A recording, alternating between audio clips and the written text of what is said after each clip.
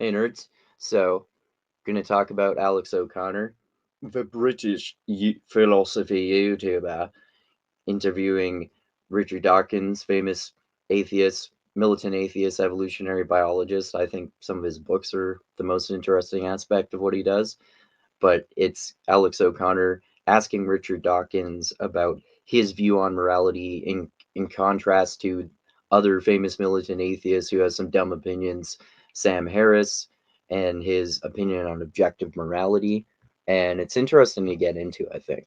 How do we decide what is good? I think that's actually a genuinely difficult question. I mean, Sam Harris goes I think he's right. rather far, where he says, no, we actually can define what's good and bad, and suffering is bad for him. And I think it's certainly at a common sense level, I would like to go along with that. I mean, it's possible for some philosopher to come along and say, oh, no, I think suffering is good. I mean, and you can't totally argue against that. I just think it's a horrible thing to say. And that's, you can think about that in terms of like BDSM, even, really, right?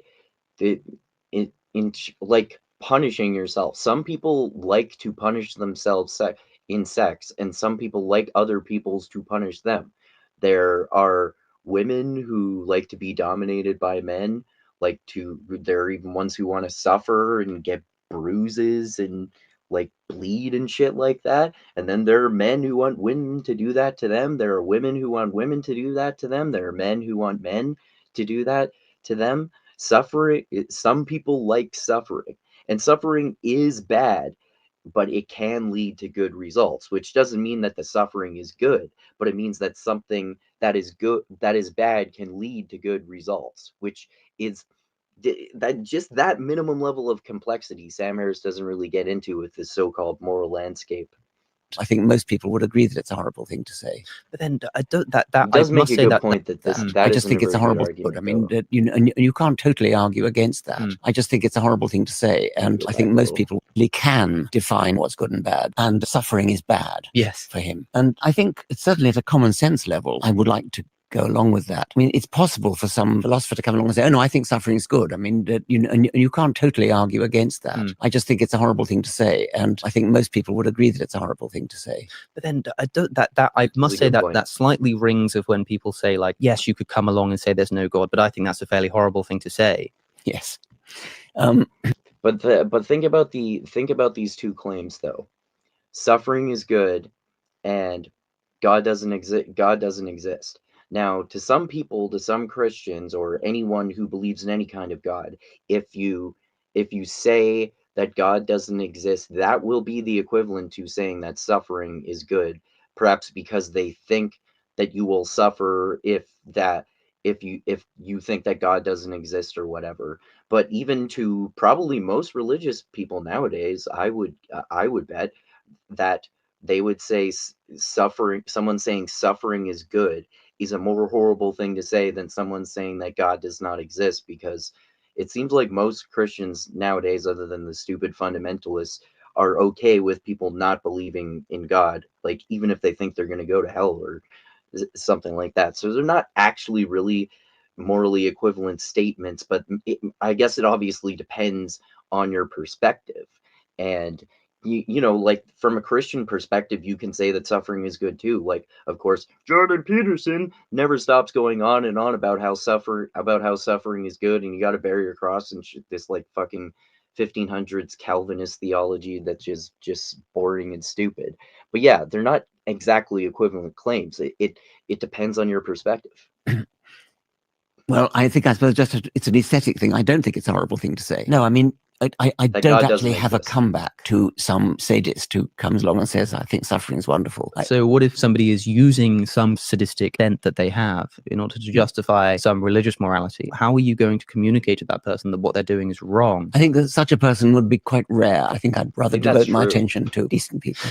How do we decide what is? I think that's a good point, but they're both making good points there, really. If you use some sadistic argument to justify like inflicting religious suffering on someone else, like even if you say, you don't even necessarily have to make an argument there like hey bro, don't make these people suffering, regardless of what your religion or lack thereof or political ideology or anything is.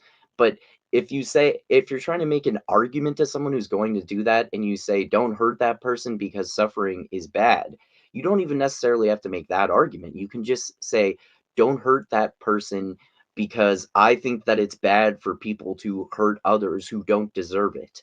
That's a much more nuanced claim, but it's just the bare level that it means that you could get a lot of people to agree with that. There doesn't have to be an objective morality that exists for people to agree on that. I don't actually think objective morality is objective. That doesn't mean I'm a moral relativist, and they're like kind of the way that Richard Dawkins was describing it there. You can say that morality is kind of like on a spectrum or on a scale.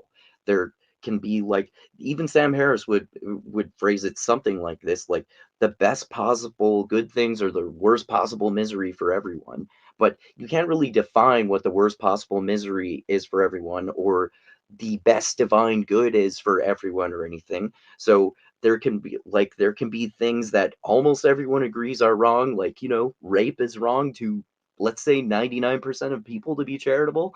And but murder can be complex depending on the circumstances, but generally most people agree that someone should not murder an innocent person, and that sort of stuff. And then it gets really complex depending on the circumstances too. Some people, in my opinion, have gone crazy and seen Luigi Mangione as a fucking hero for assassinating that United Healthcare CEO, even though he has a wife and children.